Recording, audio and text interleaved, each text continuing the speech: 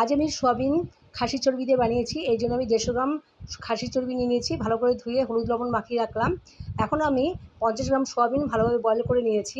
তারপরে কড়াইতে তেল দিয়ে আলু ভেজে নিয়েছি ডুমো ডুমো করে। এখন আমি ওই তেলের মধ্যেই জিরে, শুকনো লঙ্কা, এলাচ, দারচিনি ভেজে নিলাম এবং তেজপাতা দিয়ে দিয়েছি। তারপর আমি পেঁয়াজ কুচি দিয়ে দিলাম। এখন আমি পেঁয়াজ বাটা, আদা বাটা, রসুন বাটা, লঙ্কা বাটা, জিরের গুঁড়ো, ধনিয়ার গুঁড়ো এবং 1 চামচ হলুদ দিয়ে দিলাম। দিয়ে ভালোভাবে কষিয়ে নিলাম। এখন আমি হাফ চামচ লবণ দিয়ে দিলাম। তারপরে সামান্য জল দিয়ে নাড়াচাড়া দিয়ে নেব। কষানো হয়ে গেছে, এখন আমি খাসির চর্বিটা দিয়ে দিলাম। দিয়ে ভালোভাবে নাড়াচাড়া দিয়ে নিয়েছি।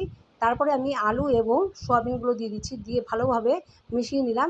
ভালোভাবে কষানো হয়ে গেছে, এখন আমি সামান্য চিনি দিয়ে দিলাম। দেবার পর গরম জল দিয়ে দিয়েছি, দিয়ে ভালোভাবে নাড়াচাড়া দিয়ে ঢাকা দিয়ে রাখবো 5 মিনিটের জন্য। 5 মিনিটের পর গরম মশলা দিয়ে নাড়াচাড়া দিয়ে নামিয়ে নেব। খেতে খুব ভালো হয়েছিল, অবশ্যই বানিও।